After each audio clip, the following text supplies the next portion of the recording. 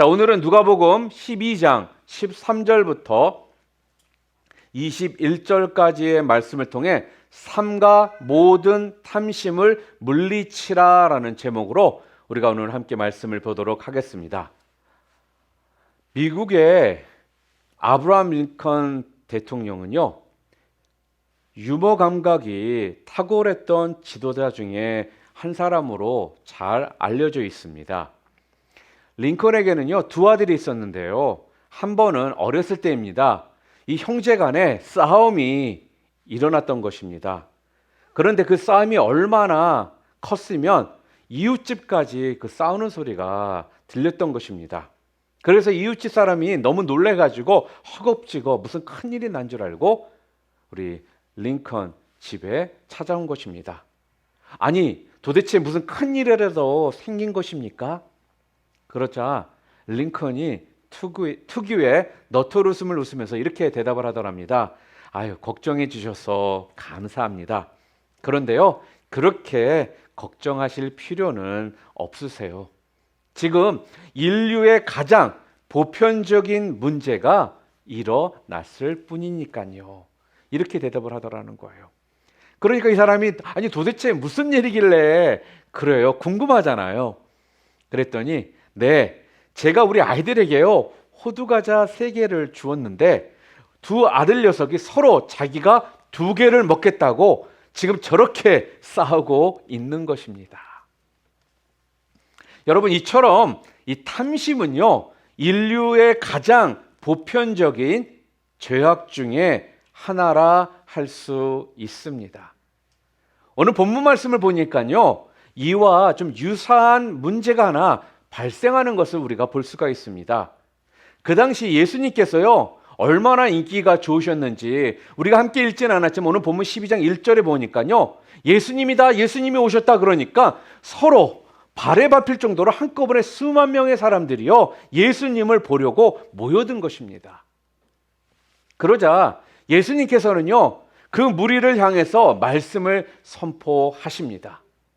자, 그렇게 한참을 말씀을 듣고 있는데 그 모여든 무리들 가운데 한 사람이요 예수님께 나와서는 이렇게 청탁을 하는 겁니다.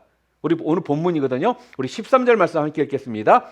무리 중에 한 사람이 이르되 선생님, 내 형을 명하여 유산을 나누게 하소서 하니, 이렇게 이야기를 해요. 여러분, 이 말씀을 우리가 좀 분석해 보면요 이 사람이 어떤 사람이냐, 이 사람에게는 형이 있습니다. 그런데 유산 문제가 나왔다라는 걸 봐서는 아마 부모님께서 좀 갑작스럽게 세상을 떠나신 것 같습니다. 자, 그런데 문제가 뭐냐 하면요 형이 동생에게 돌아갈 그 유산을 다 가로채 버린 거예요. 그래서 이 일로 지금 화가 난 동생이요 예수님을 지금 찾아와서 좀 해결해 달라고 지금 이야기를 하는 것입니다. 아마 이랬을 거예요. 예수님 이번 일만 잘 해결해 주시기만 하면요 저에게 돌아올 몫의 10%를 헌금할게요. 그러니까 좀 한번 도와주세요. 그 당시 이 모세의 율법에 따르면요 부모님이 돌아가시잖아요. 그러면 유산을 분배할 때에 다른 형제들에 비해서 장남에게는요 갑절이 더 가도록 되어 있었습니다. 만약에 예를 들어서 형제가 둘이다 그러면 이 유산을 3등분을 하는 겁니다. 그리고 형에게는 3분의 2의 재산을, 동생에게는 3분의 1의 재산을 주는 거예요. 이것이 그 당시 율법으로 그렇게 되어 있었습니다. 그런데 이 형이요 자신이 훨씬 더 많이 받음에도 불구하고 동생의 이 몫까지 한마디로 꿀꺽 잡수신 거예요. 그러니까 동생이 지금 화가 나겠습니까? 안 나겠습니까? 열받잖아요. 그런데요 예수님께서 오늘 본문을 보니까 의외의 대답을 하시더라는 겁니다. 그 다음 절 14절 말씀 함께 읽겠습니다. 이르시되 이 사람아, 누가 나를 너희의 재판장이나 물건 나누는 자로 세웠느냐 하시고, 이렇게 이야기를 하십니다. 우리가 이 말씀을요 잘못 오해하면요. 아니, 우리 예수님은 공평한 이 분배의 문제에 대해서는 별로 관심이 없으신가 보다라고 우리가 그렇게 생각을 할 수 있습니다. 그러나 지금 우리 주님이 하시는 이 말씀의 의도는요, 그런 뜻이 아닙니다. 예수님은요, 지금 유산을 어떻게 분배하느냐의 그 문제는 피상적인 문제라는 거예요. 그것보다 훨씬 더 중요하고 더 본질적인 문제가 있다라고 지금 하시는 겁니다. 자, 그게 뭐예요? 더 근본적이고 더 본질적인 문제? 그게 무엇입니까? 바로 탐심의 문제라는 것입니다. 그 다음 절 15절 말씀입니다. 우리 함께 읽겠습니다. 그들에게 이르시되 삼가 모든 탐심을 물리치라. 사람의 생명이 그 소유에 넉넉한 데 있지 아니하니라 하시고, 이렇게 이야기합니다. 지금 오늘 예수님은요, 동생의 몫을 한 입에 꿀꺽한 이 형에게도 문제가 있지만 그것을 지금 고발하러 온 이 동생에게도 문제가 있다라고 보시는 거예요. 예수님께 와서 지금 형을 이 고발하는 동생, 자, 그럼 이 동생은 정말로 의롭고 정직하냐? 이 동생의 마음속에도요, 여러분, 자기의 몫을 가로챈 이 형 못지않은 이 탐심이라는 이 내적인 죄악이 지금 가득 차 있다라는 것입니다. 여러분, 우리 예수님은요, 피상적으로만 인간을 관찰하는 분이 아닙니다. 우리 예수님께서는요, 오늘 우리의 그 마음속 깊은 이 동기까지도 보신다라는 거예요. 그래서 오늘 15절에 삼가 모든 탐심을 물리치라. 사람의 생명이 그 소유에 넉넉한 데 있지 아니하니라, 이렇게 이야기를 하시더라는 거죠. 여러분, 근데요, 여기에서 오늘 보면 15절에 생명이라는 말이 나오잖아요. 근데 이 생명이라는 말은 헬라어로는요, 조에라고 하는데 이것은 생물학적인 생명을 말하는 게 아닙니다. 이건 인간의 어떤 질적인 삶, 의미 있고 보람되고 기쁨으로 가득 찬 삶, 이것을 지금 말씀하는 거라는 거죠. 그러니까 지금 예수님께서 하신 말씀이 무엇입니까? 행복한 삶, 의미 있는 삶, 보람 있는 삶, 기쁨으로 가득 찬 삶은 단순히 그 소유의 넉넉함에 있지 않다. 많은 것을 가진 것에 있지 않다. 그러니 모든 탐심을 버려라. 지금 이런 말씀을 하는 겁니다. 그러면서요, 예수님은요, 이어서 어리석은 부자, 이 농부의 그 비유를 통해서요, 우리 인간의 이 마음 속에 깊이 지금 자리 잡고 있는 이 탐심이라는 이 죄악이 어떤 죄인지를요, 그 정체가 무엇인지를요, 지금 우리들에게 가르쳐 주십니다. 자, 그렇다면 여러분, 오늘 예수님께서 우리들에게 지금 말씀하시고 있는 탐심은요, 어떤 죄악일까요? 오늘 본문을 통해서 예수님께서 가르쳐 주시고자 하는 이 탐심의 이 정체는 바로 무엇이냐 하는 것입니다.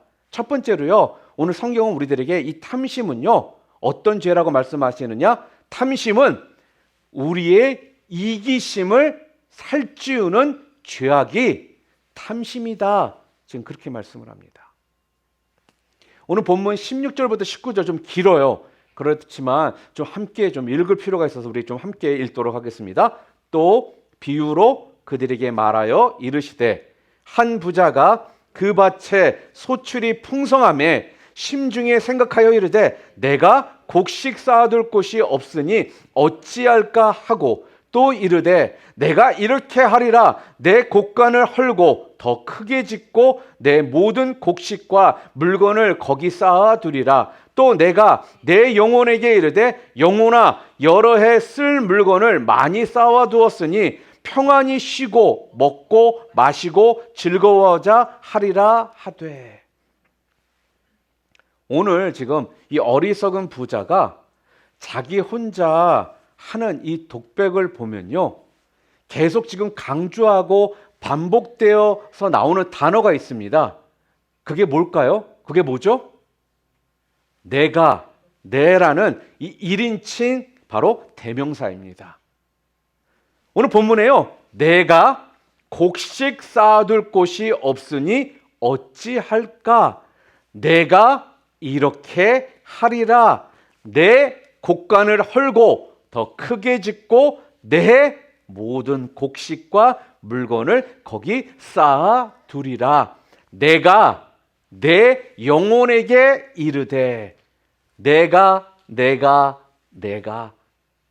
그래도 여러분, 우리 한글 성경에는요, 내라는 단어가 한 6번 정도 나옵니다. 그런데 원문을 보잖아요. 그러면요, 그보다 훨씬 더 많이 이 단어가 나오더라는 거예요.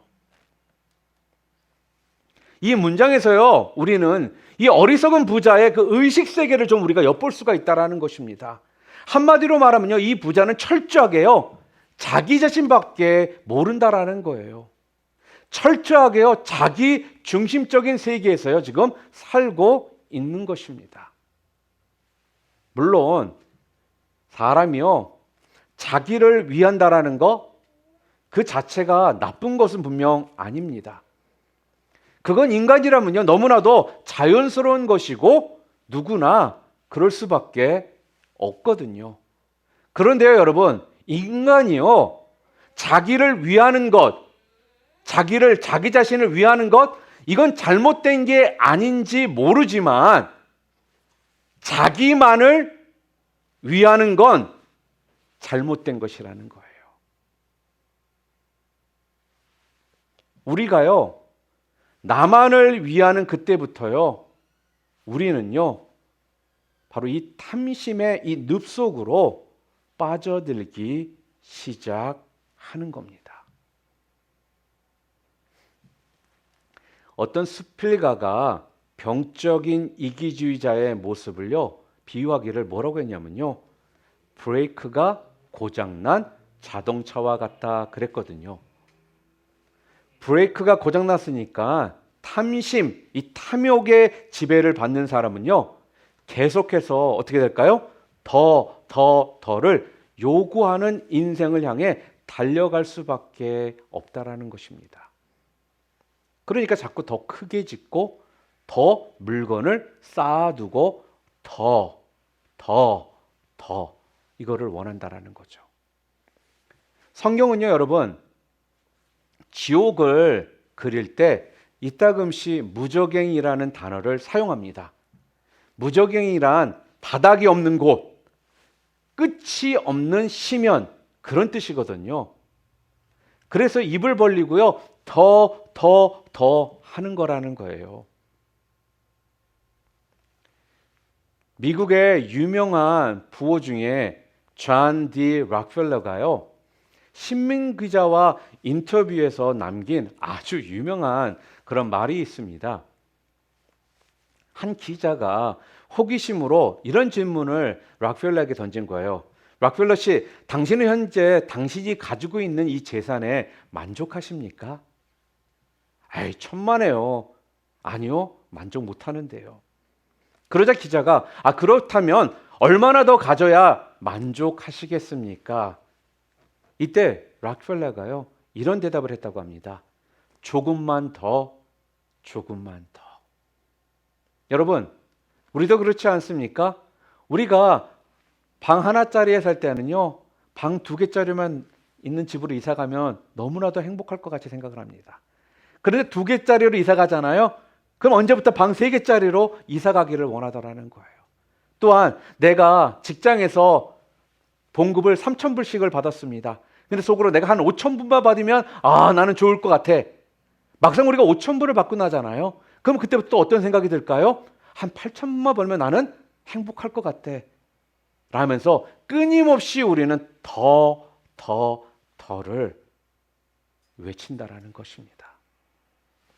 이렇게요, 조금만 더 하는 이 마음이 우리를요 붙잡기 시작할 때 바로 탐심이라는 이 죄악이요 우리의 삶 가운데서 나타난다라는 거예요. 여러분, 그래서 탐심은요 우리의 그 이기심을 더 살찌우는 죄악이라는 것입니다. 또한 두 번째로 탐심은 어떤 죄악이냐? 오늘 본문이 뭐라고 그러냐면 이웃과의 문을 닫게 만드는 죄악이다라고 말합니다. 여러분 한번 보세요. 오늘 본문에 나와 있는 이 부자의 독백 가운데 조금이라도 이웃을 고려한 흔적이 보입니까? 조금이라도 이웃이 언급된 적이 오늘 본문에 나오나요? 없죠. 오직 자기뿐이잖아요. 이번에 풍년이니까 하나님께 내가 좀 감사하고 또한 가난한 사람들에게 좀 나눠줘야겠다. 창고가 이제 모자라는데 이제 필요한 사람들에게 좀 나눠줘야겠다. 이런 게 없더라는 것입니다. 창고가 모자라네? 창고를 더 지어야겠다. 이제 풍족하니까 이제 좀 놀고 먹고 마시며 즐겨야겠다. 이것밖에 없더라는 거예요. 오늘 이 부자에게서는요 잊혀져 있는 단어가 하나 있습니다. 그게 무엇입니까? 바로 당신이라는 거예요. 당신. 아이는 있는데요 유가 없다라는 것입니다. 철학자 마르틴 부버는요 너와 나라는 책에서 이런 말을 합니다. 나라는 존재는 당신이 존재함으로써 비로소 의미를 가질 수 있다. 여러분, 인간은 관계 속에 존재하거든요.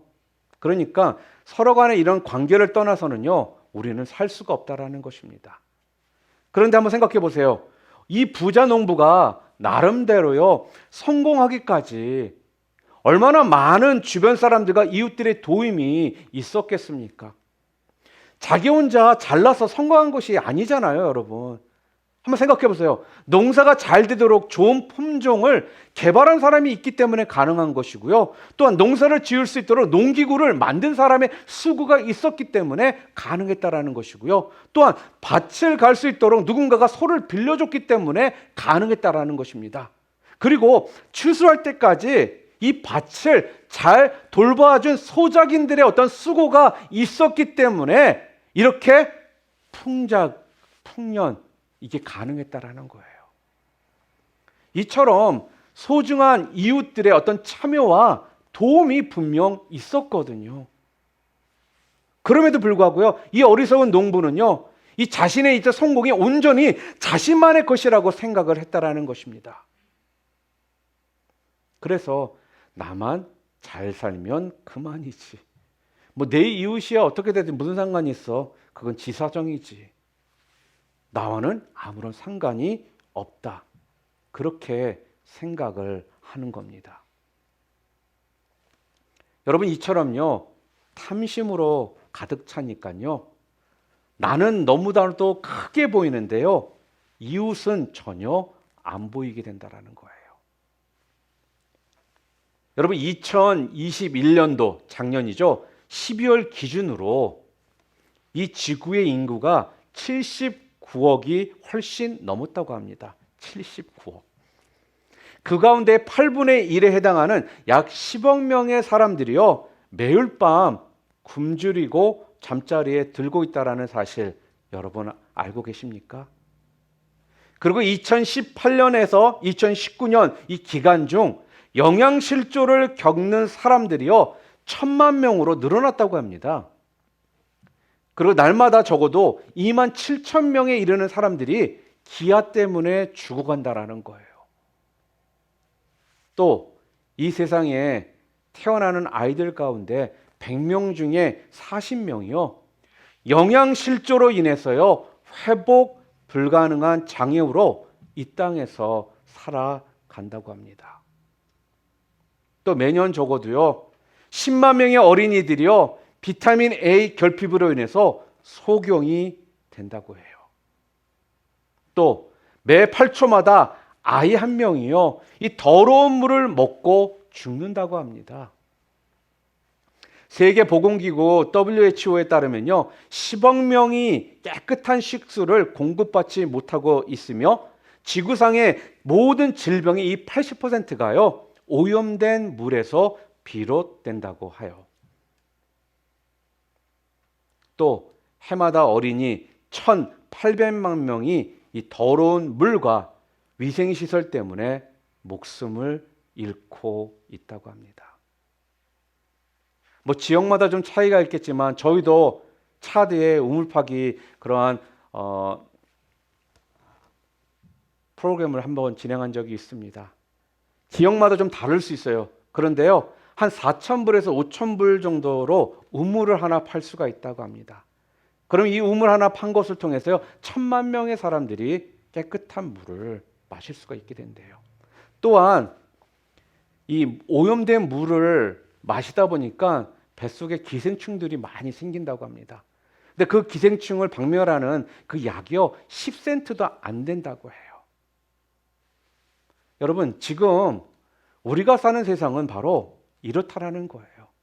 지금 우리가 너무나도 풍요한 나라, 이 미국이라는 나라에서 살고 있기 때문에 우리가 전혀 그를 인지하지도 못하고 느끼지도 못하고 살아가고 있지만 지금 우리가 살고 있는 이 세계는 지금 이렇다라는 것입니다.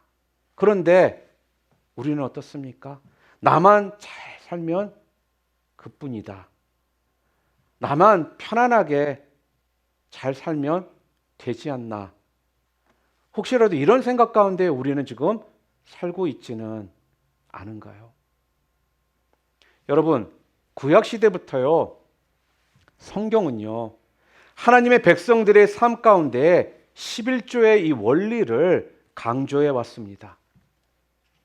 11조는요, 단순히 지금 헌금을 하는 게 아니거든요.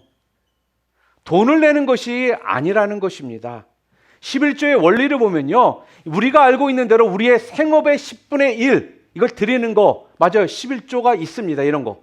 그러나 이것만 있는 것이 아니라 11조에도 여러 종류가 있다라는 거예요. 그 중에 하나가요, 회식의 11조입니다. 이건 다 같이 돈을 내고 다 같이 먹는 것을 말합니다. 그러니까 여기에서요, 나눔의 원리를 지금 강조하고 있는 것입니다. 그리고 3년에 한 번씩 구제의 11조를 우리는 드립니다. 이것은요, 고통받는 이웃들을 향해 나눔의 그 의무를 강조하는 명령이라는 거예요.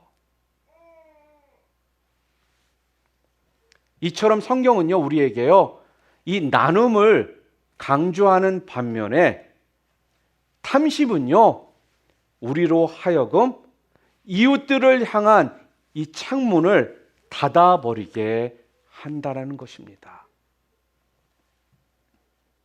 또한 세 번째로 오늘 성경이 뭐라고 말씀을 하시냐? 탐심은요, 어떤 죄악이다?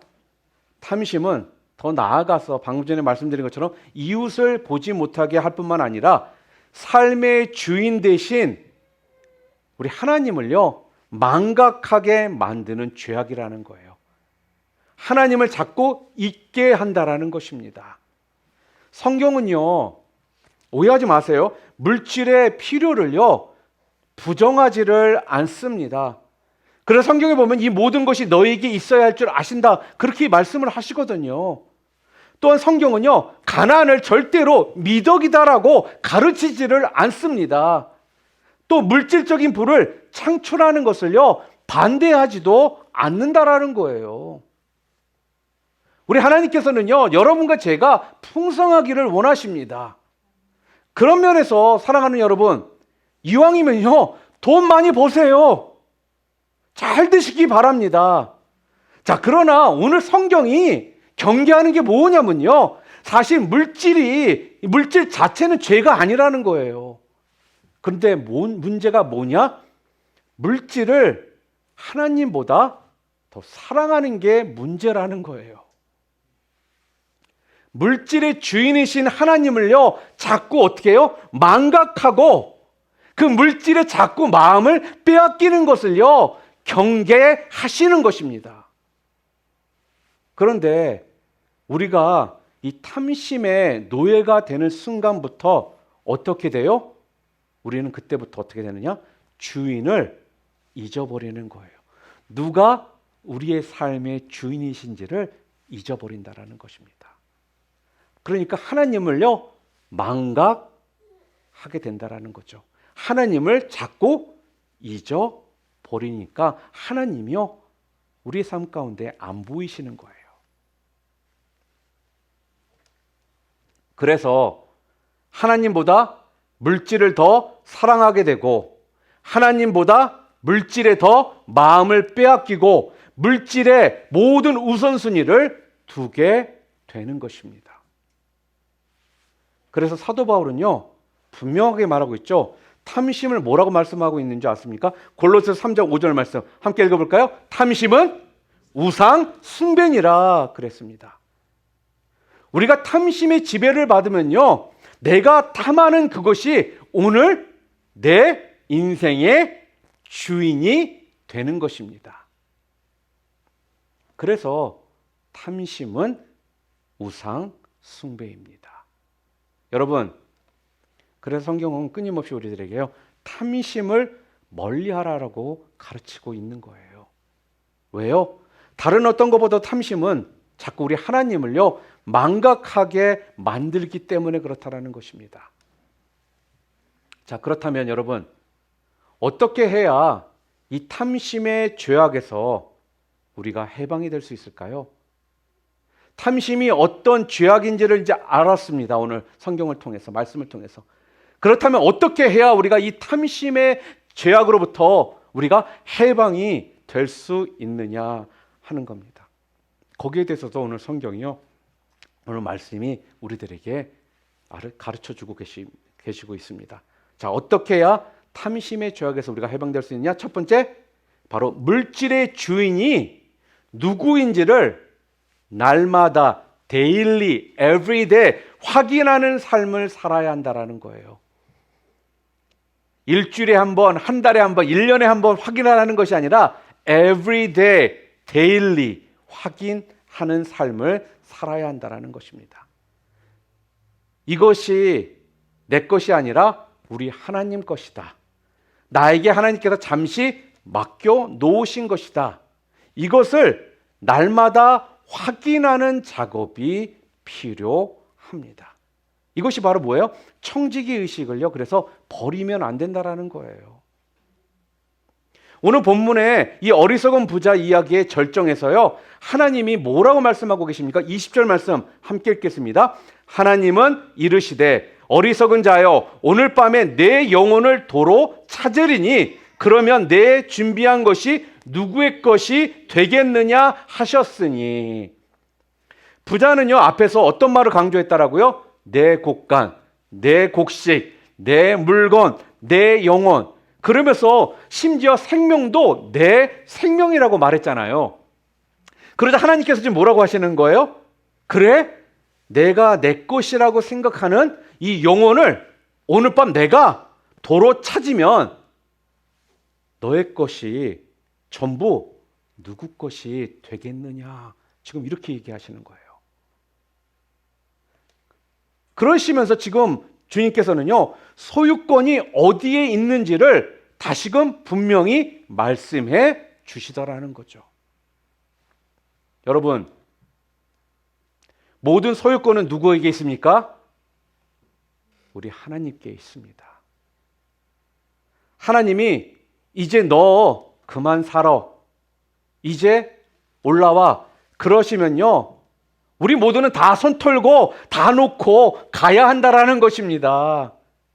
그렇게 애지중지 쌓아두었던 거, 애지중지 아껴뒀던 거 다 놓고 가야 하는 인생이 바로 우리 인생이라는 거예요. 그때 가서 그 순간 비로소 우리는 깨닫죠. 아, 내 인생은 내가 주인이 아니구나. 하나님이 주인이시구나.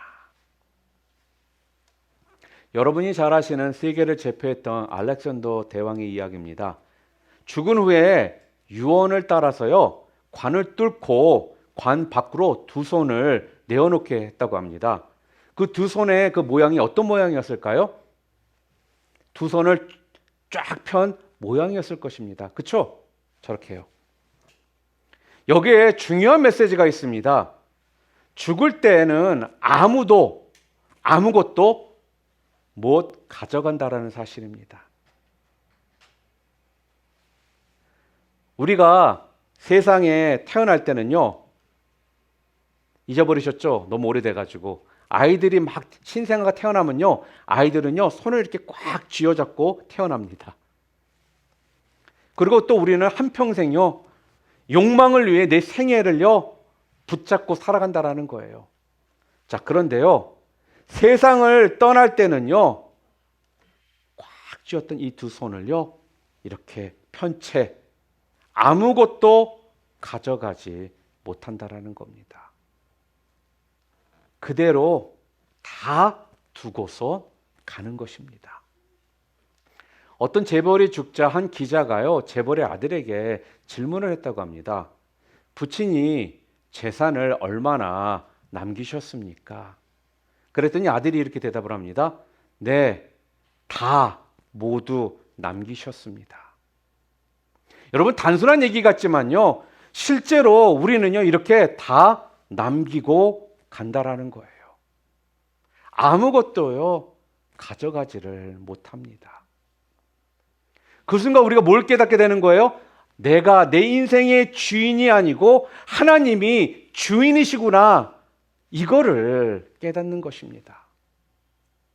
그런데 우리는요, 살아가면서 이걸 자주 잊어버리거든요. 그래서 우리가 그걸 잊지 않기 위해서는요, 날마다 다시 확인을 해야 할 필요가 있다라는 거예요. 여러분, 그걸 이 땅에서 우리가 확인하는 게 제일 좋은 방법이 뭔지 아십니까? 바로 11조 하는 것입니다. 그래서 11조를 드리면서요, 이 물질의 주인이 누구인가를요, 내 자신이 확인하는 거예요. 그리고 두 번째로 우리가 해방될 수 있는 두 번째는 무엇이냐? 탐욕으로부터, 탐심으로부터. 우리가 탐심에서 해방이 되려면요, 참된 부요한 삶을 우리가 살아야 한다라는 겁니다. 자, 그렇다면 진정한 부자의 삶이 무엇일까요? 오늘 본문에 나와 있습니다. 21절 말씀 함께 읽겠습니다. 자기를 위하여 재물을 쌓아두고 하나님께 대하여 부요하지 못한 자가 이와 같으니라. 지금 어리석은 이 부자에 대해서 성경이 지금 뭐라고 결론을 내리고 있습니까? 이 사람은, 이 어리석은 농부 부자는 하나님께 부요하지 못한 자다. 이렇게 지금 결론을 내리는 거예요. 자, 그러므로 진정으로 부요한 사람은 어떤 사람입니까? 하나님께 대하여 부요한 사람입니다. 하나님께 대해서 부요한 사람. 하나님과의 관계에서요, 그래서 은혜가 충만하고 또한 사랑이 충만하고 기쁨이 충만한 삶을 사는 사람, 이 사람이 진정한 부요한 사람이다라고 지금 말씀합니다. 한마디로 말하면요, 하나님 때문에, 하나님으로 말미암아 우리가 배가 부른 사람이 진정으로 부요한 사람이라는 거죠. 자, 우리 옆에 분들에게 좀 얘기해 줄까요? 영적 재벌이 되십시오. 한번 해주세요. 영적 재벌이 되십시오. 또 한 번 더 할까요? 영적 부자가 되세요.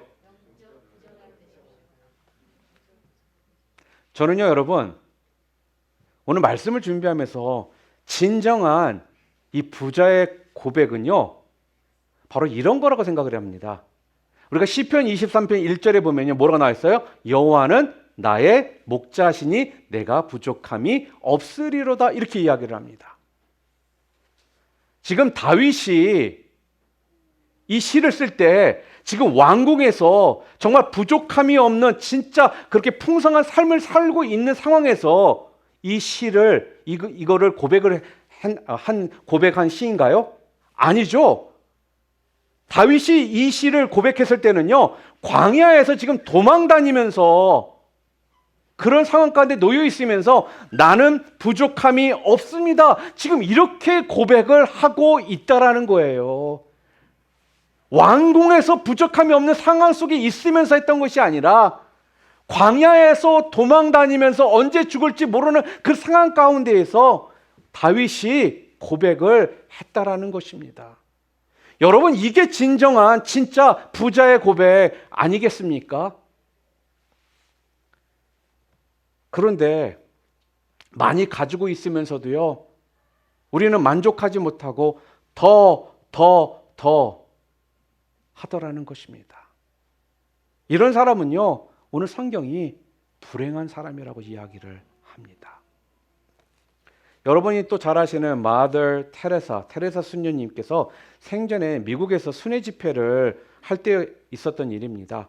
어느 날 미국의 재벌이죠, 부호가요, 그 자리에 함께 참석을 했었습니다.